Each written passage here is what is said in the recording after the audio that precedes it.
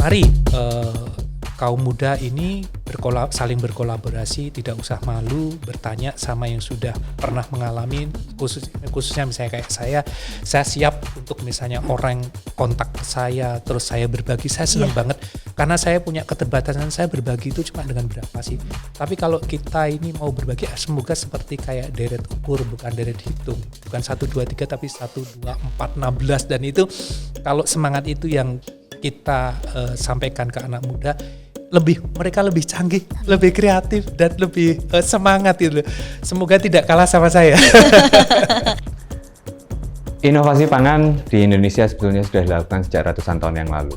Di Keraton Jogja sendiri tercatat ada ratusan, bahkan mungkin mendekati angka 1000 menu-menu baru dibuat oleh para kreator inovator pangan dari zaman-zaman sebelumnya. Di mana para inovator pada saat itu berpikir bagaimana caranya menciptakan makanan yang memiliki rasa baru yang akhirnya akan bisa disukai oleh sultan yang bertahta untuk disajikan kepada para tamu-tamunya. Inovasi ini mestinya tidak berhenti, di mana kita sudah lebih global. Indonesia harus mengambil panggung yang lebih luas bagi inovasi pangan dan untuk gastronomi di dunia. Melalui Pangan Fest ini bisa menjadi batu loncatan untuk kita bisa meraih panggung yang lebih besar bagi pangan dari Indonesia.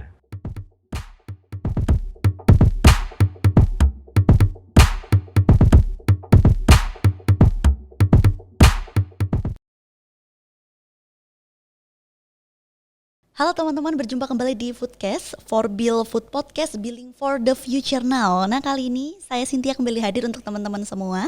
Ini merupakan kolaborasi dengan para social innovator dan juga socialpreneur pangan di seluruh Indonesia, dan program ini juga merupakan inovasi bidang pangan Indonesia.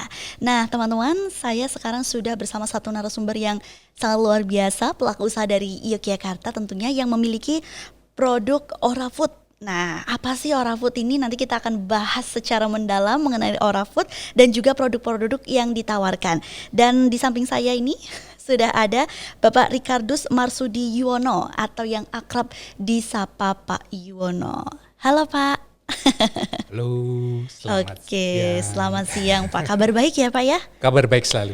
Semangat pagi. Semangat pagi, sehat juga ya Pak ya. Dan walaupun sekarang cuacanya lagi kadang panas, kadang hujan gitu ya, dan rentan sama kadang flu gitu kan, tapi kita harus tetap semangat, badannya harus segar terus gitu ya. Menjaga stamina. Iya, benar sekali. Nah, kita akan membahas mengenai produk dari Bapak Yuwono, yaitu Orafood nih Pak ya. Nah, produknya yang ada di depan kita ini, kalau dilihat dari packagingnya nih cakep gitu, menarik gitu ya. Kalau misal dari jauh kelihatan, wah apa nih gitu, terus pengen banget dideketin gitu. Pak, bisa diceritakan latar belakang dari Orafood ini dan akhirnya membuat produk-produk Pak Yuwono ini seperti apa gitu. Siap. Ceritanya jadi panjang dan lebar nih. Iya. Oke. Ceritanya berawal kira-kira setahunan yang lalu. Karena saya sudah tidak bekerja secara formal.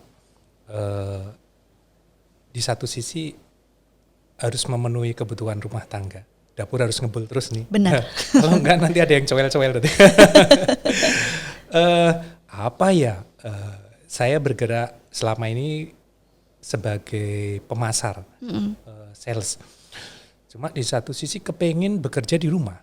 Jadi gimana ya supaya bisa di rumah? Akhirnya kalau mau jasa saya kayaknya belum bisa. Akhirnya produksi aja, karena kebetulan ada darah produksi itu karena ibu dulu suka usaha, ibu dulu jualan gudeg. Jadi sekarang saya berarti ada jiwa bisnisnya nih, ada jiwa produksinya. Terus apa nih kira-kira yang menarik? Ya udah iseng-iseng pas suatu ketika ngantar istri itu main ke pantai, ada produk yang tertarik dengan rumput laut. Iya. Kok kayaknya ini di pasar di sekitaran kota gitu kayaknya belum ada yang jualan rumput laut. Makanya terus juga kalau ini dibuat yang lebih bagus, kayaknya akan menarik inovasinya.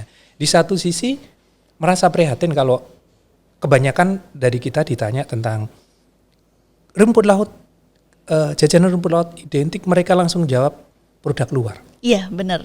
Tanpa menyebutkan nama, pasti itu hampir berapa gitu. persen sampai mau mengatakan 100% kayaknya itu yang sudah nggak ada. Iya, benar. Setelah ditelisik ternyata hampir 1 dekade lewat. 15 tahunan itu kita didominasi sama produk luar. Nah, keprihatinan itu yang membuat ada tantangan, ini ada bahan baku. Di satu sisi ini ada challenge nih. Ini kalau misalnya diinovasi berupa makanan yang bagus, semoga bisa diterima gitu. Nah, saya bukan punya background produksi, tapi saya belajar. Akhirnya saya ngikutin pelatihan-pelatihan yang diadakan dari pemerintah maupun dari swasta, belajar dari teman-teman komunitas. Saya yang tadinya tidak gaul harus menggaul, harus bergaul dengan mereka yang sudah expert, sudah ahli di bidangnya. Dari sisi produksi, dari sisi marketingnya, pemasarannya, dari sisi medsosnya, terus dari sisi distribusi, legalitasnya. Saya belajar ke sana dan ini masih berproses. Tapi kalau nunggu proses terus kan lamaan. Jadi saya sambil produksi, sambil saya edarkan ke teman-teman, sambil minta testimoni dari mereka. Kurang apa, kurang ini. Oh, kurang banyak. Berarti udah enak gitu ya. Sebenarnya ada beberapa yang memang mereka ekspektasinya kok nggak seperti produk luar. Nanti dulu gitu. Maklum kita punya keterbatasan dan saya ngakuin keterbatasan itu harus ada jalan keluar. Saya harus berbagi, saya harus meminta bantuan banyak orang bahwa produkku kurang apa.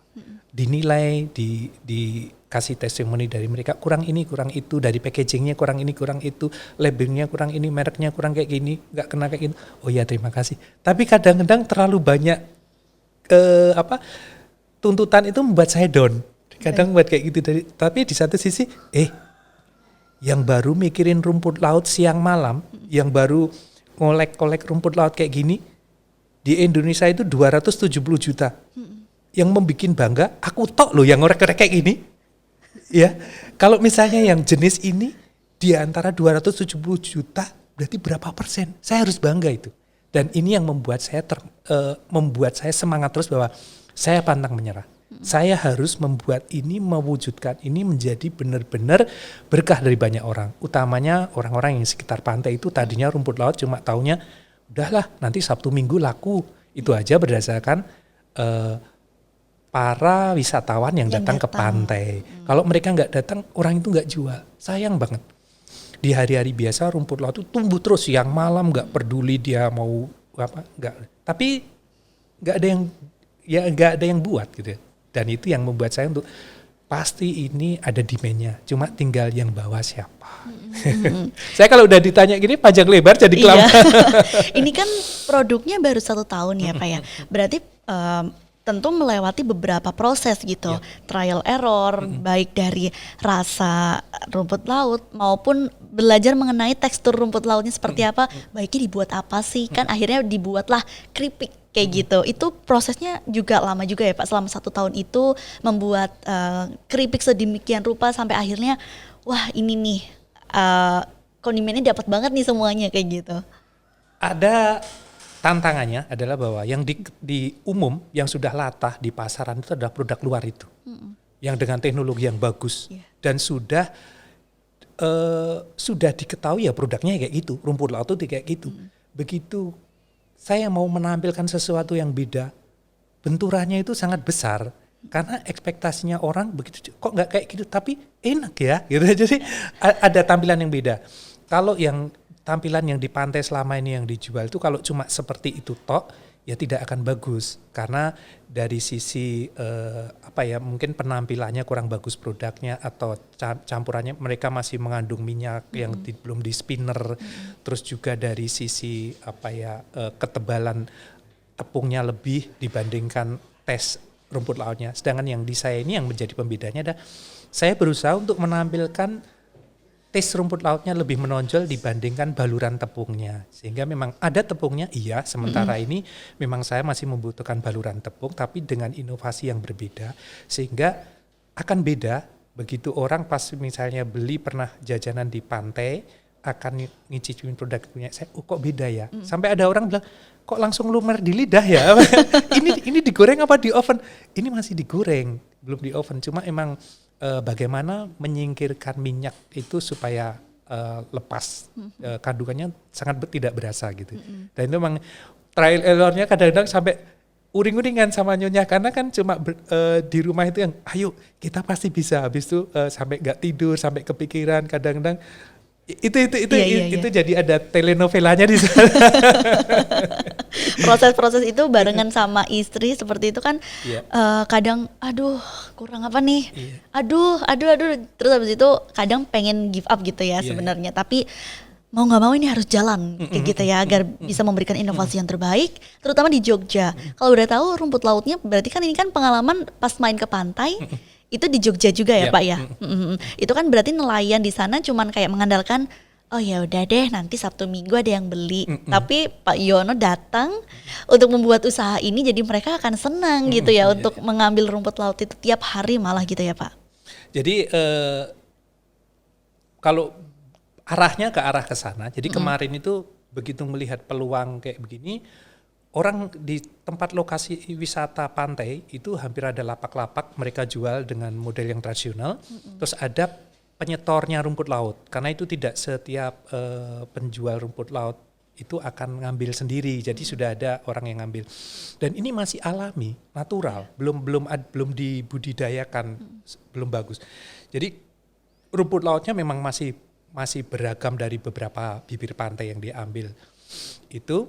Terus mereka cuma mengharapkan yang ngambil ya orang yang penjual-penjual yang tadi itu, sedangkan di hari biasa mereka nggak punya stok, terus mau diapain stoknya ini, terus kalau kelamaan nanti rusak karena mereka belum punya teknologi penyimpanan yang bagus, cara penyimpanan yang bagus, tempatnya seperti apa mereka belum memungkinkan karena maklum kondisi di sekitar pantai kan banyak orang-orang marginal kayak gitu. Akhirnya terus saya coba yuk iseng ya, ini saya ambil dulu, pertama saya ambil 1 kuintal dulu, itu 1 mobil penuh saya bawa, saya perlu uji coba ini, saya kasih tantangan kayak apa, saya belajar ngolah, terus saya kasih sampel dan juga kadang-kadang dihargain sama teman-teman komunitas, kurang ini.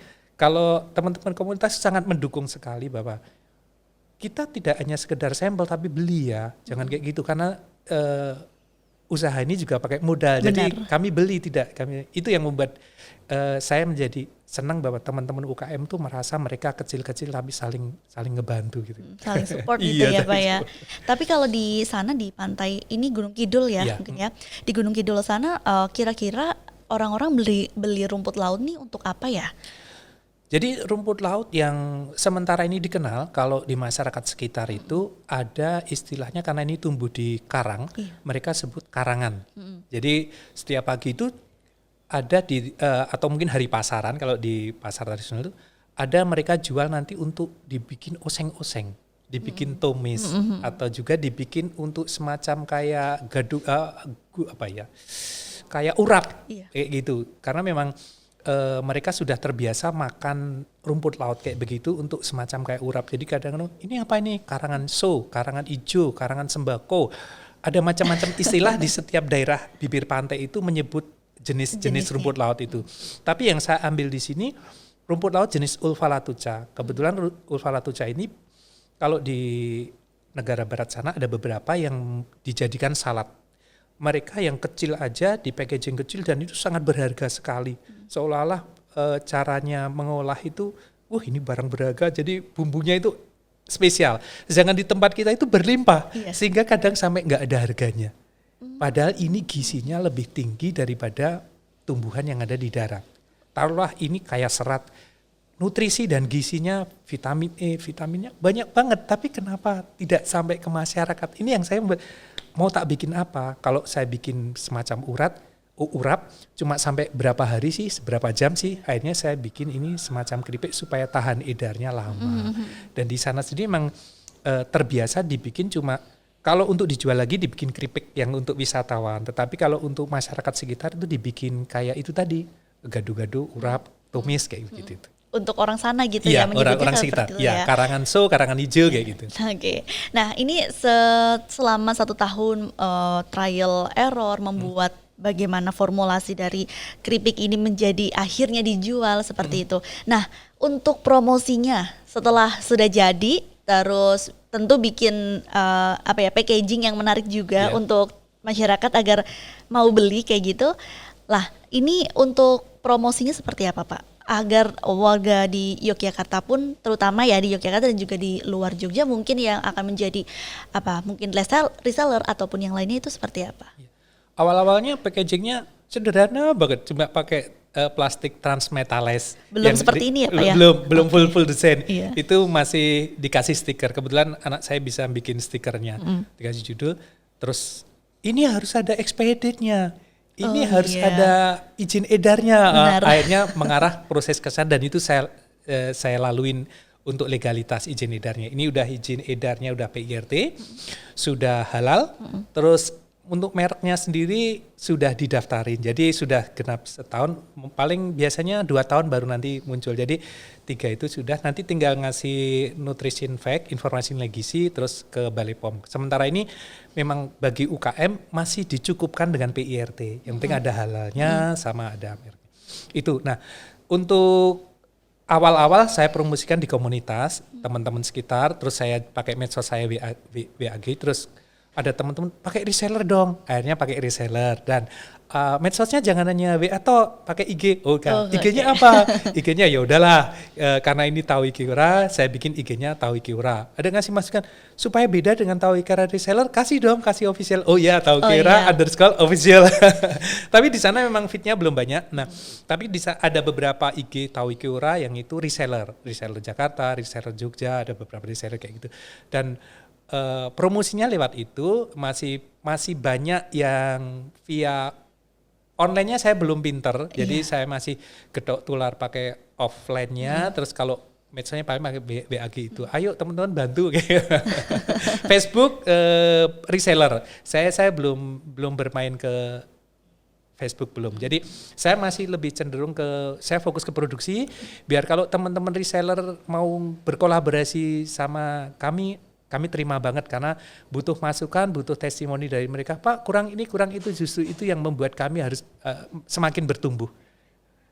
Tuntutan permintaan dari pasar itu apa gitu. Berarti ada misalnya kritik-kritik gitu, sarannya kayak gini terus ya dibenahi agar nantinya. Malah saya terima kasih karena ada orang kalau misalnya dikasih sampel itu taunya enak, sungkan mau ngasih. Tapi begitu dikasih kompensasi harga, mereka berani untuk mengutarakan, Pak kurang begini, kurang begitu. Oh iya, terima kasih. Sementara ini tadi selain promosi, kami distribusi di beberapa pusat oleh-oleh. Seperti kalau misalnya karena ini ciri khas Gunung Kidul kemarin, saya ada itu di pusat oleh-oleh di Gunung Kidul itu ada beberapa retail di sana. Terus juga di beberapa pusat oleh-oleh di Jogja juga ada beberapa sudah siap di sana. Ini nanti menjelang Lebaran moga-moga sudah siap untuk di beberapa retail yang lokal modern. Moga-moga ke sana, saudaranya ke sana. Oke. Tapi nanti akan menuju ke digital juga nggak? Karena kan sekarang juga semua apa-apa di sosmed gitu, Instagram atau Twitter, Facebook, bahkan mungkin review-review di YouTube ataupun di TikTok misalnya kayak gitu, itu akan merambah ke sana juga Pak? Saya terobsesi untuk ke arah sana. Memang saya sendiri mengakuin, waduh kok saya agak gaptek nih. Makanya saya belajar dan sampai minta bantuan orang, minta dibantu dimaklumin ya kalau saya agak telat ya. Tetapi saya memang arahnya kepingin ke sana. Kemarin diajarin untuk Shopee, diajarin untuk Tokopedia, diajarin untuk Facebook, WA gitu Business, ya. kayak gitu. Ada beberapa teman, ayo dibikin web. Saya seneng ke arah sana, ternyata orang itu menerima, mengapresiasi produk ini, produk dan bangga lokal kayak gini. Ada beberapa komunitas yang mensupport dari packagingnya. Oh kurang bagus, kami bikinin. Itu difasilitasi. Itu yang membuat saya menjadi semangat bahwa oh iya ya, saya harus juga tergerak untuk membalas apresiasi mereka dengan saya tetap semangat membuat hal ini lebih baik lagi. Untuk digital, ya saya pasti arah ke sana dan siap berkolaborasi dengan teman-teman yang memang expert di bidangnya. Iya. Pelan-pelan ya Pak berarti ya. Nah ini kan kalau boleh tahu, kalau kita lihat produknya dari depan, namanya tuh Tahu Ikiura. Ora ini kan nama bisnisnya gitu ya, Ora Food kayak gitu. Boleh tahu nggak di balik nama itu ada apa sih maksudnya? Kenapa dinamain Ora, Tahu Ikiura gitu? Berjalannya dari waktu dulu kan kalau mau mendistribusikan produk kan ini dikasih merek apa ini? Nah, kan kalau mau sekedar bilang keripik gitu kan juga pasti ada brandnya dan pelajaran itu yang buat yuk nyari. Akhirnya terus nggak beda-beda jauh dari yang membuat viral apa, yang buat unik apa. Akhirnya terus ada ide terus tahu iki ora. Iya ya. Kan ini memang kalau dari bahasa Jawa pernah ini enggak? Iya. Pernah coba ini enggak? Tahu nggak? Tahu enggak? Gitu. Iya. Akhirnya terus asik juga nih kayaknya nih. Dari 3 digit kayaknya membuat orang jadi foto kita iki ora. Di satu sisi ini produk lokal, ada bahasa kedaerahannya supaya mengangkat juga citra lokalnya bahwa ini brand lokal gitu, tahu iki ora. Terus dari sisi filosofinya juga ternyata nemu bahwa tahu iki ora. Ingat pas waktu kecil ada slogan kalau misalnya olahraga atau kita beraktivitas, ora et labora. Berarti ora et labora, bekerja sambil berdoa gitu. Akhirnya terus ya asik juga nih kayaknya ora. Karena ini makanan, ora. Kita bikin aja, dibikin sama usahanya apa namanya? Usahanya apa namanya? Ora Food gitu aja. Supaya dari makanan ora berdoa, food makanan, berkah dari sebuah makanan. Menjadi filosofi bahwa setiap yang kami buat semoga menjadi berkah bagi banyak orang. Berkah bagi yang bahan bakunya diambil, berkah bagi yang membuat, berkah bagi yang mengkonsumsi, berkah bagi yang mendistribusikan. Jadi berkah bagi banyak orang. Dan dari branding ini akhirnya tahu iki ora semoga bisa diartikan menjadi tahu ini doa. Bisa jadi begitu bahwa tahu ini adalah berkah bagi mereka. Semoga menyemangati kami yang mengetahui maknanya ini sehingga banyak orang terlibat di sana. Berkah kegembiraan, berkah kesehatan, berkah berbagi, banyak di sana. 1 kata di Ora Food dan 3 kata untuk produknya artinya sangat luar biasa ya Pak ya. Bagi pengalaman pribadi setiap orang akan membuat persepsi sendiri-sendiri dan setiap orang yang nanti memegang produk ini akhirnya menjadi tergelitik menjadi sesuatu yang sensasi yang berbeda. Iya benar. Gak cuma sekedar taunya ora ya bahasa Jawa, enggak gitu kan. Tapi ternyata di situ filosofinya sangat luar biasa gitu ya Pak ya. Bisa dideskripsikan gak sih Pak ini apa saja rasanya kayak gitu, terus habis itu dijual di pasaran harganya berapa sih Pak? Keripik rumput laut ini saya kepingin menampilkan menjadi jajanan snack ringan yang kekinian. Jadi produknya sendiri semoga bernilai gizi yang bagus, diterima masyarakat, tidak berubah dari bahan bakunya. Memang dari bahan baku rumput laut yang dikenal punya serat tinggi, menyehatkan, kaya nutrisi dan gizi yang bagus. Itu saya berusaha untuk mengolah itu tidak hilang. Terus juga dari taste-nya berusaha sekarang trennya apa sih? Pedas, kepingin yang Korea banget gitu. Akhirnya saya bawa makanan ini ke arah taste-nya, ke arah sana. Sementara ini masih ada 2 varian, original, di mana rumput lautnya berasa, dan ada sedikit taste pedas hot. Jadi ada pedas dan ori. Supaya anak-anak sekarang tuh seneng kalau dengan pedas. Cuma memang masih, karena ini ringnya lebar, sebenarnya bisa diterima sama anak-anak usia dini, muda, TK, SD dan usia dewasa. Itu karena taste-nya akhirnya pedesnya juga saya bikin varian. Ada nanti pedes yang pedes banget sama enggak. Ke depan ini akan ada varian yang ngikutin demand-nya mereka. Mungkin ada barbecue, balado, atau rasa yang pizza atau keju, akan ada banyak.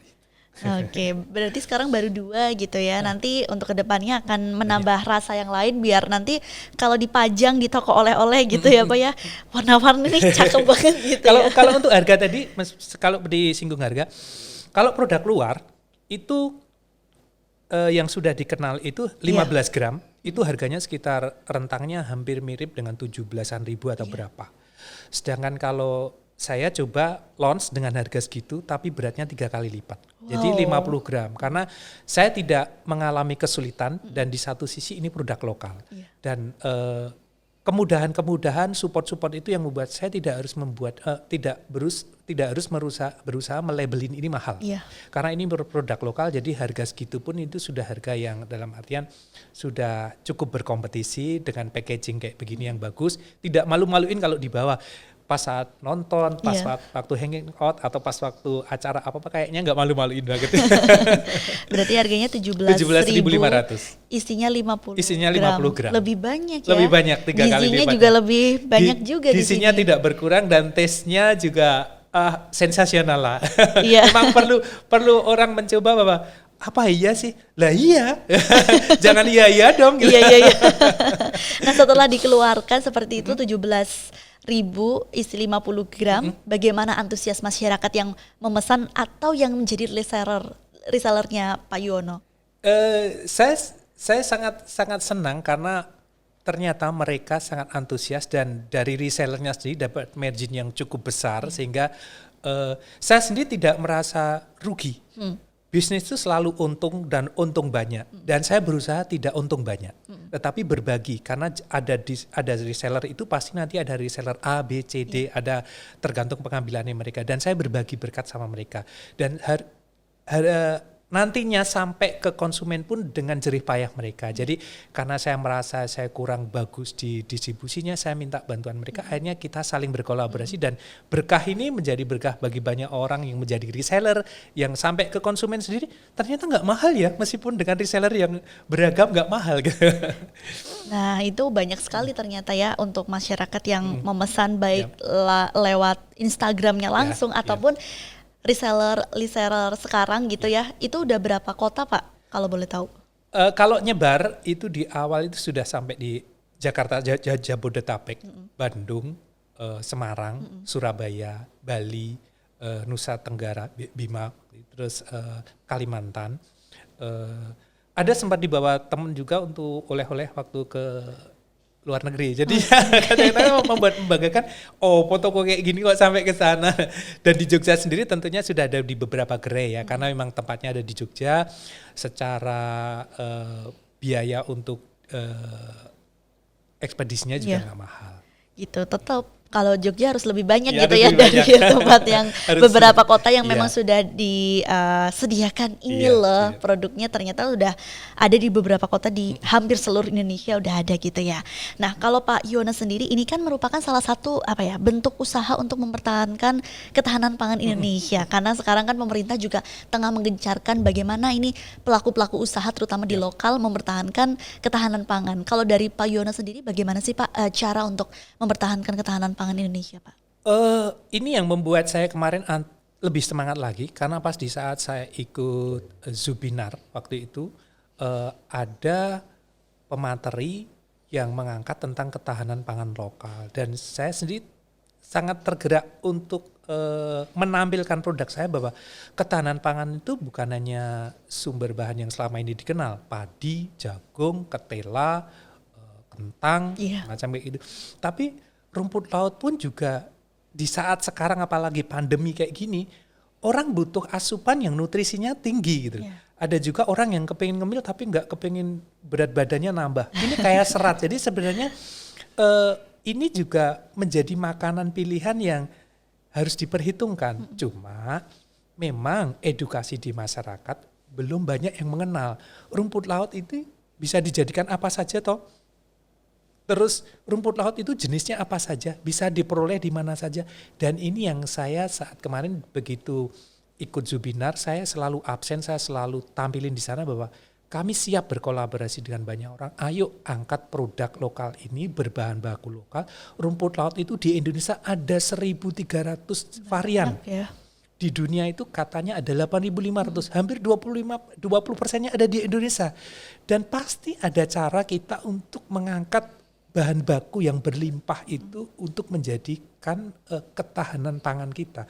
Bisa untuk isian lumpia, bisa untuk dibikin pangsit, bisa untuk dibikin mie, rumput laut, bisa dibikin keripik, bisa dibikin kerupuk, macam-macam. Jadi ini saya menantang dan kenapa saya tampilan kayak gini? Biar nanti ada orang, alah cuma bisa dibikin keripik. Ya ayo, kamu bisa bikin apa? Ayo kita bersinergi gitu. Rumput laut kita banyak banget bisa menjadi berkah orang-orang yang selama ini ada di pantai sana. Ngulik-ngulik rumput laut, tapi nggak ada yang ngambil. Biarlah kita-kita yang di kota-kota, yang punya relasi banyak, punya pemahaman untuk cara produksi yang banyak. Ternyata bisa dibikin kayak gini, apalagi tantangan kuliner sekarang ya. Gitu.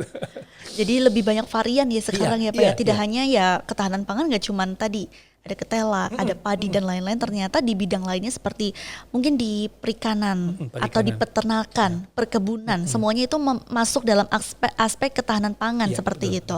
Nah apa sih harapan Bapak Yuwono untuk ketahanan pangan kita sendiri di Indonesia Pak? Indonesia adalah negara yang kaya sumber daya alam, hayati maupun yang bukan, maupun mineral. Sangat disayangkan kalau misalnya karena ketidaktahuan kita, terus kita diam saja.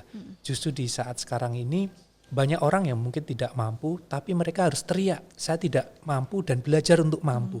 Dan saya salah satu yang mungkin tidak mampu, tapi saya belajar untuk mampu, belajar mengajak orang yang lebih mampu untuk ayo kita berusaha eksplor, kita berusaha mengangkat produk-produk lokal.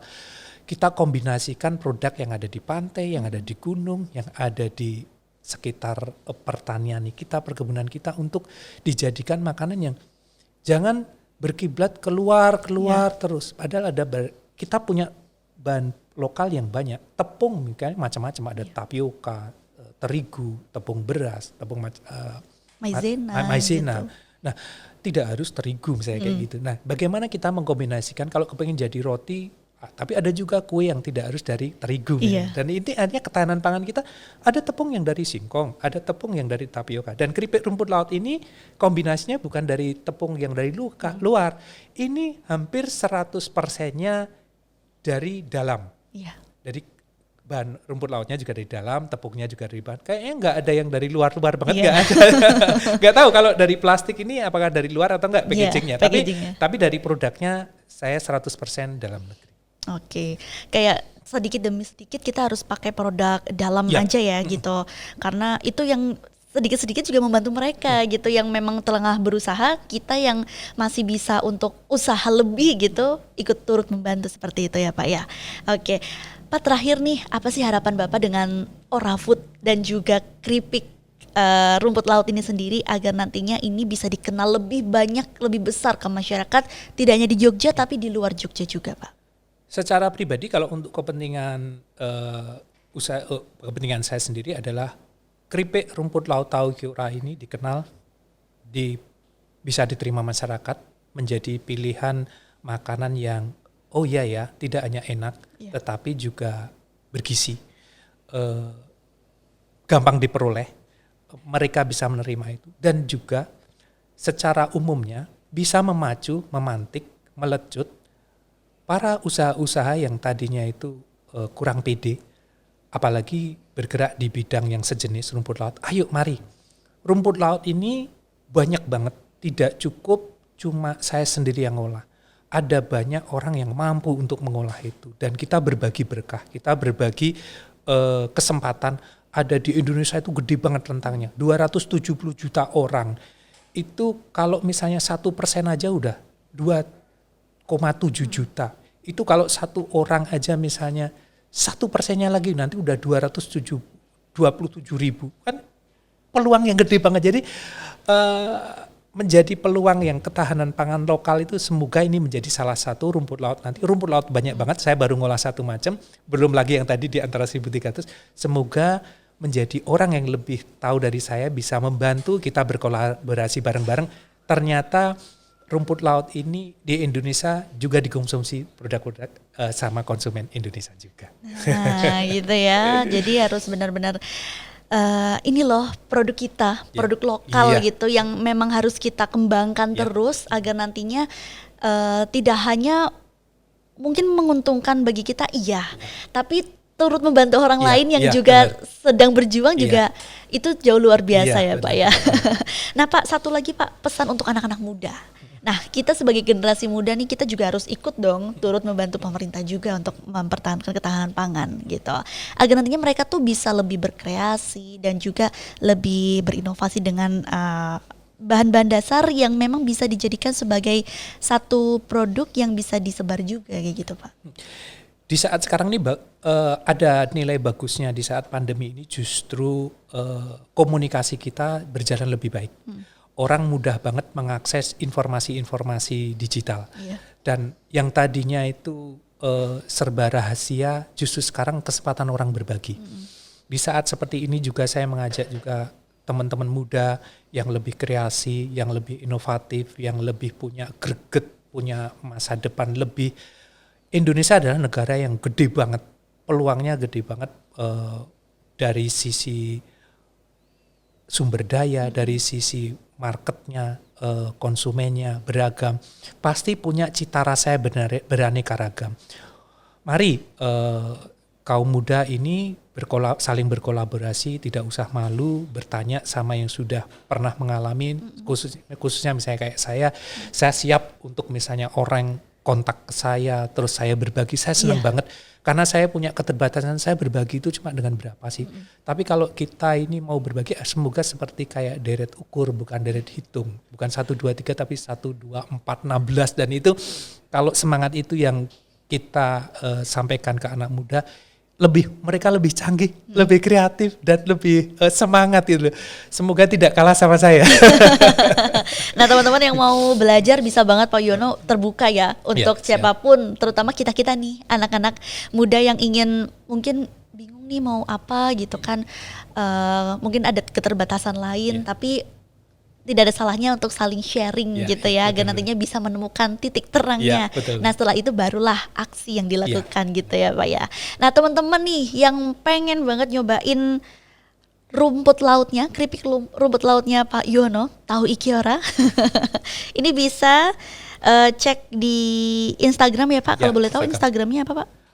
Tahu Ikiora _official. Tahu Ikiora _official. Nah di situ. Kalau enggak ada di WhatsApp-nya ya Pak ya. Ada ya. Di 08227 636 1154. Langsung ke Pak Yono sendiri. Ya, saya sendiri. Langsung ke ownernya. Jadi mau tanya-tanya apa, mau pesen silahkan gitu. Kalau mau ke Instagramnya terus mau tanya-tanya yang lain boleh gitu. Kalau yang suka main Instagram gitu ya. Kalau misalnya dijual di offline itu ada Pak? Ada. Itu ada beberapa komunitas, teman-teman yang ngebantu, juga ada dari BRI juga ngebantu. Itu ada di Shopee, di Tokopedia, itu ada. Ada di Facebook juga ada yang jual. Lebih enak nih kalau di Shopee, Tokopedia, siapa tahu gratis ongkir kan langsung benar. Langsung borong semuanya ya Pak ya. Nah itu tadi teman-teman yang mau pesan di Tahu Ikiora _official atau di WhatsApp-nya 08227 636 1154, langsung ke Pak Yono gitu ya. Terima kasih banyak Pak untuk sharingnya hari ini, semoga bermanfaat dan setelah ini juga bisa langsung disebar lagi lebih luas gitu ya, agar nantinya terima kasih banget atas kesempatan ini. Pasti dipertemukan ini bukan suatu kebetulan. Pasti ada maksud dan tujuannya. Iya benar sekali, karena ini juga produk Jogja gitu ya. Jadi kita sama-sama mengembangkan usaha lokal gitu, terutama di Jogja, agar nantinya kita semua juga bisa tahu produk-produk lokal yang memiliki kualitas yang bagus dan juga tentunya memiliki nilai jual yang tinggi. Terima kasih Pak, sampai ketemu di lain waktu ya Pak ya. Sama-sama, sukses. Oke, amin. Nah teman-teman yang mau melihat berbagai inovasi pangan lainnya, kalian bisa cek YouTube di Forbil Foodcast atau di Instagram di Forbil Foodcast juga, atau bisa kunjungi website kita di www.forbil.id. Sampai jumpa di inovasi pangan berikutnya.